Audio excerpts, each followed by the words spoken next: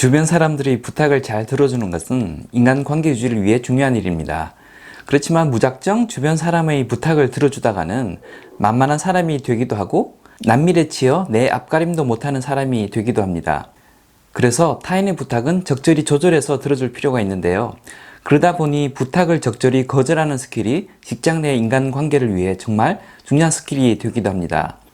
상대방이 마음 상하지 않도록 부드럽게 거절 의사를 표현하는 방법에 대해 알아보도록 하겠습니다.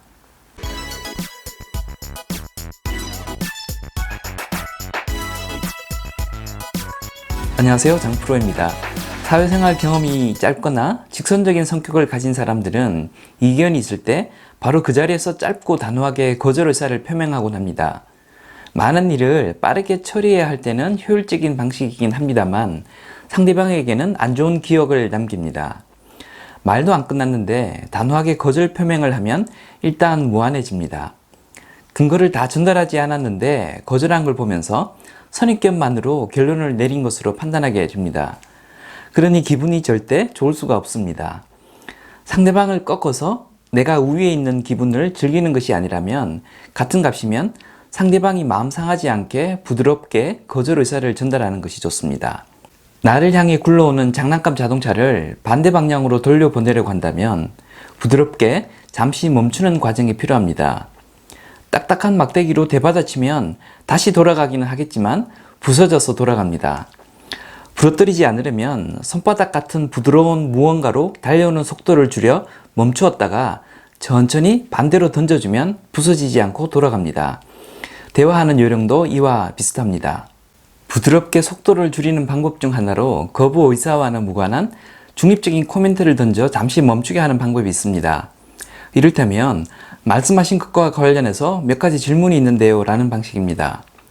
의구심이 들 만한 포인트를 전달하기 위해서 중립적인 질문으로 잠시 쉬는 시간을 주는 것이죠. 전반적으로는 말씀하신 의견에 동의하는데 실행 관점에서 몇 가지 의견을 드려도 되겠습니까? 라는 형태의 화제 전환 멘트도 괜찮겠습니다. 이것보다 조금 더 명시적으로 거부 의사나 이견을 표명할 수도 있습니다.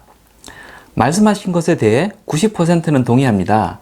그런데 나머지 10% 부분에 대해서는 논의가 필요할 것 같습니다. 라든지 전반적으로 타당한 계획인 것 같습니다. 그런데 한 가지 우려사항이 있는데요. 라는 형태로 이견이 있음을 부드럽게 전달하는 것도 괜찮습니다.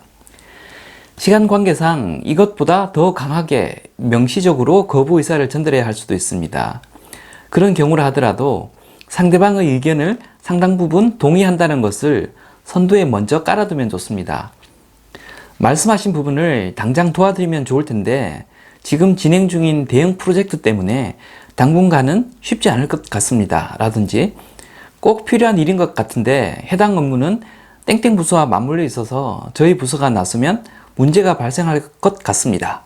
등의 방식으로 필요성에 대해 동의하지만 피치 못할 이유가 있어서 당신이 원하는 방식대로 해드리기 곤란하다고 애들로 표현하는 방법도 괜찮습니다. 부드럽게 거절할 때 태도와 관련된 팁을 하나 말씀드리면 거절을 할 때 내가 절대권자나 상사인 것처럼 상대방을 훈육하듯이 가르치듯이 의견을 전달하지 않도록 조심하는 것이 좋습니다. 당신 생각이 이래서 옳고 저래서 그르고 라는 식으로 가르치듯이 의견을 전달하면 그래 너 잘났다 이렇게 생각합니다. 상위권자의 시각이 아닌 동급 이해관계자 중의 한 명으로서 감정을 배제한 채 팩트만을 전달하면 상대방의 기분이 덜 상합니다. 이 계획안이 시행되었을 때 저희 부서는 이런 문제가 발생할 수 있습니다. 그래서 시행이 어려울 수 있습니다. 라는 표현은 같은 눈높이에서의 견해를 피력하는 것에 해당되겠습니다. 또 다른 팁을 말씀드리자면 결론을 뒤에다 두고 의사를 전달하는 것이 좋습니다. 대부분의 커뮤니케이션에서는 결론이 앞에 나오는 두괄식 방식이 좋습니다. 하지만 거절 의사를 전달할 땐 두괄식으로 하지 않는 것이 좋습니다. 결론부터 말하면 마음의 상처를 먼저 받고 뒤에 나오는 근거를 통해서 상처를 줄여나가는 방식이 되는데 결론은 일단 상처를 그대로 다 받는다는 것입니다. 달려오는 장난감의 속도를 줄여 방향을 틀기 위해서는 잠시 멈추는 시간이 필요하듯 상대방이 숨 고르기를 할 시간을 주는 것이 필요합니다.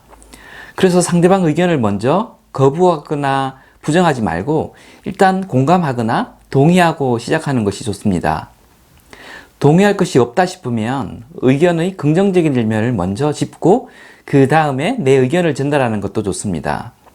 이 부분은 참 좋은 것 같습니다. 하지만 이라는 논리 구조가 좋습니다. 거절을 하는 것의 목적이 내가 상대방의 우위에 있음을 입증하는 것이 아니라면 거절 의사를 전달하되 상대방을 배려해주는 화법을 쓰는 것이 좋습니다. 그래야 상대방도 쉽게 수긍을 하고 나에 대해 감정적인 앙금을 가지지 않습니다. 지금까지 장프로였습니다. 감사합니다.